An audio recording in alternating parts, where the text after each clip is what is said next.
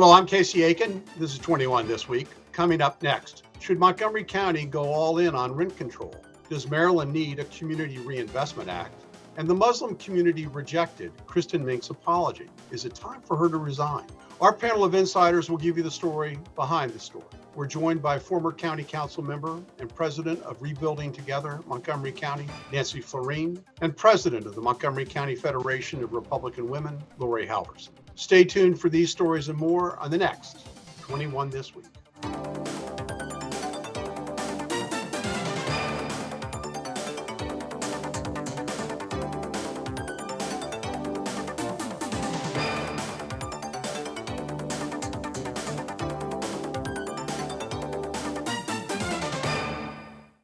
Steadily rising rental housing and the increasing lack of affordable housing in Montgomery County has reignited the discussion whether to expand or enact rent control provisions.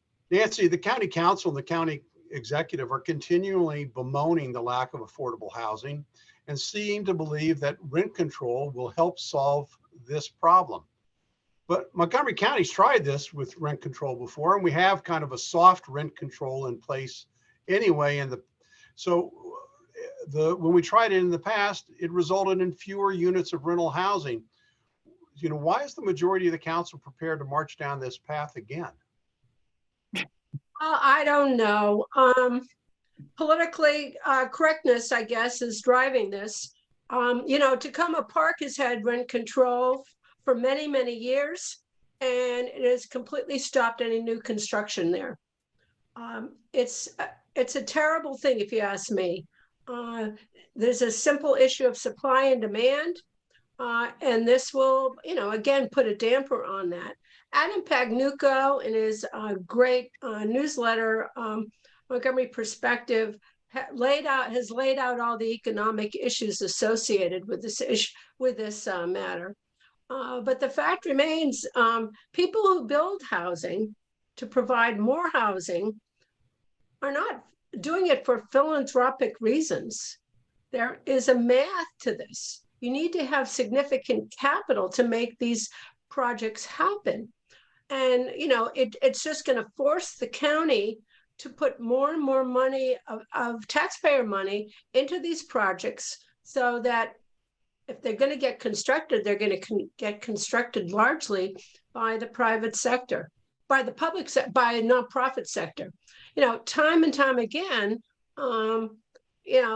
people will speak out of both sides of their mouths as far as I'm concerned. The challenge of constructing anything here is very onerous to begin with. The process is daunting, demanding, and costly. And year after year, the impact fees that are dumped on these projects are making them increasingly unaffordable as it is. So to say to a property owner, well, you can't charge a rent that's going or an increase that's going to permit you to maintain a facility, that's a real problem. And the private sector isn't going to go into it. It's been stymied historically, and it's a terrible challenge. And they're just going to make it worse. I was interested to see that Kate Stewart, who has seen this all in Tacoma Park, had issued a statement about her support for this. So it looks like they're going to go in this direction. I think it's very, very regrettable. And once again, it sends a message to the business community. Don't come here. Well, I may be stealing your message, Casey, but it's a real problem. I'm a free market guy, and I believe that if we unshackle businesses, they will go to develop if they have the opportunity. I want to go to Laurie. New research examining how rent control affects tenants and housing markets does offer insight into how rent control affects markets in the short run. They help tenants in the short run, but in the long run, as Nancy has indicated, it decreases affordability, it fuels gentrification, and creates negative spillovers on the surrounding neighborhood. So, again, kind of why are we marching down this path where we've gone into this path of darkness before? Yeah, I agree with Nancy. Adam Pagnucco, he wrote an excellent article, which really, I think we really need to educate our voters so they can understand what's been going on.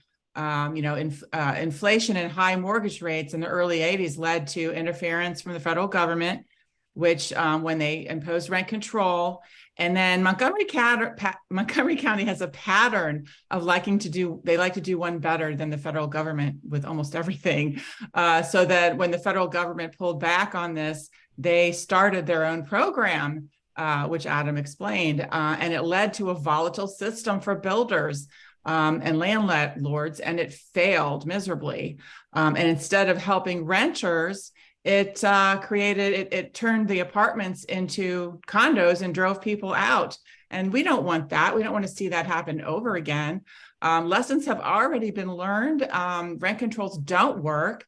The market does work. And inflation is painful. We're going through it right now, but it's temporary and we've got to ride through it. Democrats, they always feel they have to control things, right? So it goes on, and mistakes keep repeating themselves. And maybe it's because the rent control is a short-term solution that makes voters happy, and they'll vote for these people. And when that are currently in office, because they've already raised our property taxes a whole lot, so they need something to help get votes. And so this is maybe what they're reaching for to help them get more votes. So, Nancy, you mentioned the involvement of the nonprofits and the county government. I mean, in today's, press release, there was a release about how the county just purchased the Westchester West apartments and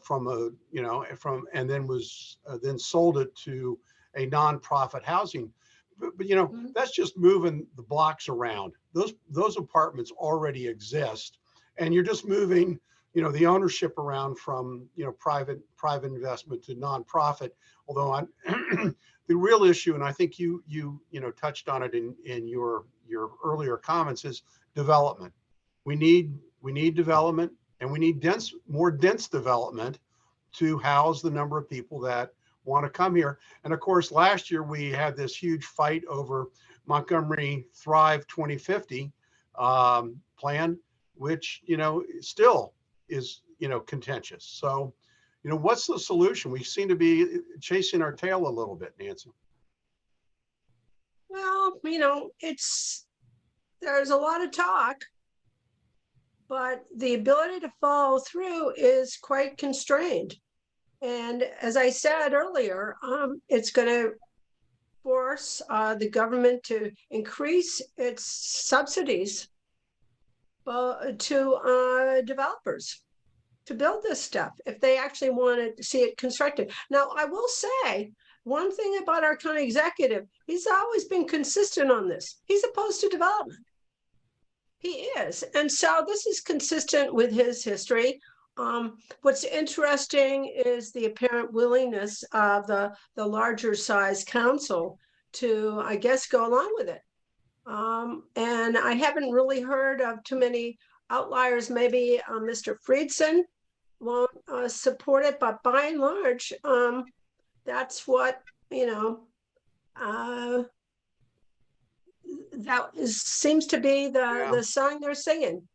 Well, look, I mean, you can only, this is the marketplace, does work. And when there's a lack of supply, prices will go up. And, I know that when you convert, the dirty little secret is when you convert on a building to condominiums, the developer makes out like a bandit, because they then go from owning the building to managing the building. And all those HOA fees and condo fees go right into their pocket. So it's really not a solution for anything. And I hope our leaders, reconsider this. But I want to, while we're still on the subject of housing affordability, I don't really understand this. And it's called the Community Reinvestment Act. And two groups, Economic Action Maryland and the National Community Reinvestment Coalition, is advocating a statewide Community Reinvestment Act for Maryland, similar to the Federal Community Reinvestment Act, which focuses on whether banks are discriminating against, people of color. It seems to me that, we've had this, issue before in the, early 2000s, and it led to the Great Recession of 2008 and 9, when, people who were really not qualified for loans got loans and then defaulted on those loans. So Nancy, the proposal only applies to state chartered banks and savings and loans, but how does this stimulate development of new homes and new residential units? Well, I'm not particularly familiar with it, but more scrutiny means more paperwork. And the question is, will that truly increase affordability to the extent that it requires that lenders spread their money around? That's not a bad thing, but that to the end, certainly the standards for lending, I believe, would continue to be relatively consistent. The criteria may well be geographical, which, historically that's been an issue with redlining since the 70s. I'm not aware of that occurring in Montgomery County at this point in time. But the question is, well, what is the object that they seek? To the extent that people are denied loans because they can't afford to carry them, it's going to really raise the question of who's insuring these banks and these loans. And, again, government money might be put behind these to support this. Now, lots of people need a hand up, and that's not so terrible. But the question is how many and where. So it'll be interesting to see. Well, I mean, there's certainly federal programs in place. I mean, Wells Fargo paid huge fines when it was discovered that they had been denying people mortgages or charging them additional fees when there were people of color. So, I mean, there are definitely remedial measures in place, and I guess this would only apply to state funded or state chartered banks. Laurie, the Governor Moore, I'm just going to shift gears here for a second, announced that $6.3 million in funding for affordable housing in Silver Spring. I mean, that's a drop in the bucket. I mean, if, $6.3 million doesn't do a lot. It won't build more than 10 units really. So why is that the only solution? Is just throwing money at the problem? And again, I'm a free market guy. Why not unshackle developers and allow them to build, new homes? Yeah, it's because Governor Moore can't help himself. Whenever he gets a chance for a press release where he can show up somewhere and have a news conference about it, it makes him look good. And he's got his hands in the purse with our government he's got our money, and he's getting immediate accolades whenever he doles out the money. So it's sad because he really knows that it's the wrong thing to do. He's smart and he's playing a political game, and it works well in the short term, but mark my words, he will never become anything higher than the governor. He may not even serve a second term as a constant appeaser. When the yes people are all around him, he's making big mistakes, and that will bite him in the long run. And I wish he would realize that if he really has plans to move forward to some other position, such as president of the United States in the future. Well, Laurie, my gosh, we haven't even gotten to 2024 and you're already projecting 2028. So, well, I mean, they're talking about it all the time on the radio. He's got aspirations and he's doing a great job. I mean, it's working for him right now. But he supports tax money for gender changes and for hormone therapy for children. He's supporting the gun bill that's going to be struck down as unconstitutional, that Senate Bill 1 that passed this year. He signed it, and he's handing money out like candy. So it's not going to look good in the long term for him. Well, there are a lot of failed politicians who, you know, who got a lot of ink and press at the beginning and didn't break through. But we'll see. Maybe we got a lot. Well, I mean, long, look long at Governor line. DeSantis. He did some things against the grain of the whole United States. Laurie, we're talking about housing now. We got to stick to the stay. I had to say that though. Just right, look at what's happening. I think I got on the wrong show here. Parting shot. We got to go to break. When we come back, the Muslim community rejects Kristin Mink's apology. Is it time for her to resign? Stay tuned. And welcome back. The Muslim community was offended by Kristin Mink's comments that 2 weeks ago, where she attacked a group of Muslim parents who were protesting that the Montgomery County School Board would not allow them to opt out of LGBT gender ideology being pushed on their kids in elementary school. Now, Kristin Mink, in an overly candid moment, said some Muslim families are on the same side of the issue as white supremacists and outright bigots. Now, the Muslim community was offended. Ms. Mink did apologize a few days later, but apparently the Muslim Council, Montgomery County Muslim Council, found it unconvincing. Laurie, as the Muslim Council pointed out, it's not only the Muslim community, but adherents to many faiths who have taken exception to the LGBTQ plus inclusive books in the curriculum and demanded a more sincere response to rectify the harm caused by her statements. Yeah, I thought that the letter that was written by the Montgomery County Muslim Council was excellent. They really had a well thought out letter that I think addressed their concerns.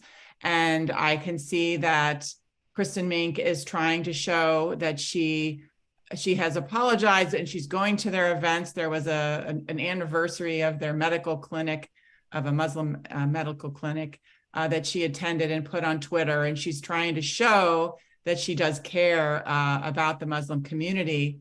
I guess that's somewhat of a good effort. However, she also offended a lot of other people besides the Muslim community, and I'm not feeling any apology from her on that. I mean, parents who want to opt out of sexual content being taught to their children should not be equated to white supremacists. That is just ridiculous, and I don't know why she feels like she has to have that thought in her head. And I just did a little look at her Twitter feed to see if she's, doing a good job on Twitter as well. There's other things that I did not appreciate. She still doesn't seem to get it. She retweeted a tweet about Moms for Liberty, which claims that they are a hate group. Just because they're listed as a hate group by a far left organization doesn't make them a hate group. She retweeted something else that was considered false on PolitiFact, a story about Ken Saxton. And, and it goes on. So I feel like she hasn't really learned her lesson, and she really needs to work on her tweets to make sure she doesn't offend people. But I think she really does purposely want to offend white people. I mean, I really feel like she's picking on. Well, I want to go to Nancy, because, you've, as a former council member, are these growing pains of an activist who has now transitioned to a legislator that, has,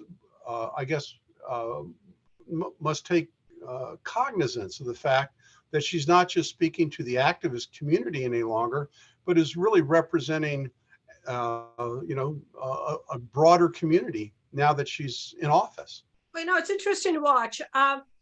She is the only one of the new council members, I believe, who's never had a position in public like this.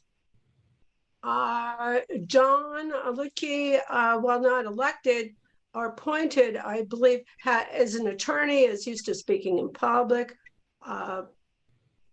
We have a former head of the Germantown Chamber of Commerce. We have a former planning board member. We have a former mayor. And then we have Kristin.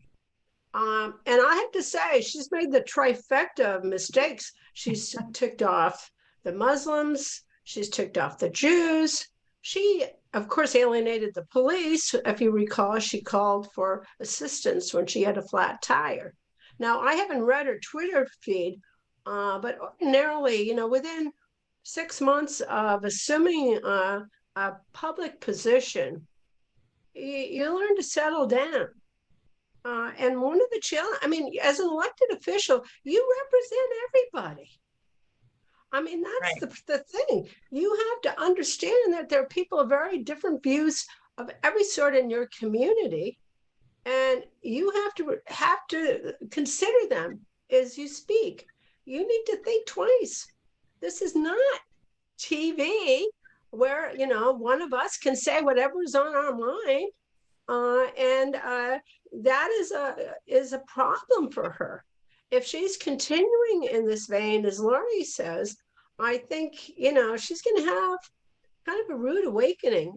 That's not what a legislator should be doing. It's one thing in the private sector on your own to say whatever's on your mind, alienate whoever, you don't care. But she should care about the greater good of the community, and she should look for solutions for things. I'm not sure how many of these issues particularly affect her personal district as well. But it is, she does have a position where she's going to be quoted. And you have to think before you speak. I remember my rookie mistake back when I was on the first appointed to the planning board. I made the mistake of saying, well, it's great to be the youngest person appointed to the planning board. And boy, did I tick my colleagues off. Back then I was 32, and I think they were the ancient ages of in their 50s or 60s. And to me, they were, elderly. And it took a year or two for them to get over being mad about that. So we all in public office need to learn to temper our public comments. Well, and even privately these days, nearly anything that you say can be recorded or taped or repeated under some circumstance. So you really have to be careful about what you say. If you want to Laurie, be considered the last 30 seconds on this. Laurie. I just want to point out in 2019, an entire letter from the entire county council was written about they called conservative women who protested about the people that were killed or people who were raped by illegal immigrants. They called us neo-Nazi sympathizers. So, the name calling needs to stop from the entire county council.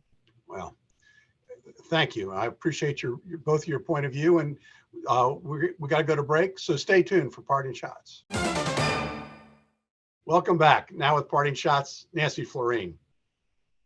Well, I would say, thinking about the summer ahead, my professional advice to everyone is put off that trip to visit the Titanic remains for another couple of years till they nail that process. But as you're looking forward to the 4th of July, remember there's some great parades in Montgomery County. Try to show up at one of them. There's a wonderful one in Kensington. There's a really long one up in Gaithersburg and Montgomery Village. You get to see the local swim teams, the politicians, the bands, and particularly Tacoma Park if you want to see a fun array of people wheeling their lawnmowers around and the like. So I wish everybody a great summer, and there's lots of opportunity for fun coming up on the 4th. Thank you, Nancy. And I hope they're battery operated lawnmowers. Laurie, Halverson, your parting shot, please. I don't think they use anything. Information was released this week from marylandfree.org. It's called the roll call results, the roll call report, and it was released, and it shows how our legislators compared on how they voted on business-friendly bills. And our Montgomery County legislators, congratulations. You fell dead last in how you voted in 2023 based on economic growth, generating business, and attracting jobs. So, and guess who the lowest scoring legislator was in Montgomery County in 2023? Pam Queen, you win the award, Legislative District 14. you get the award for being the least friendly business person in the entire legislation. Well, thank you, Laurie.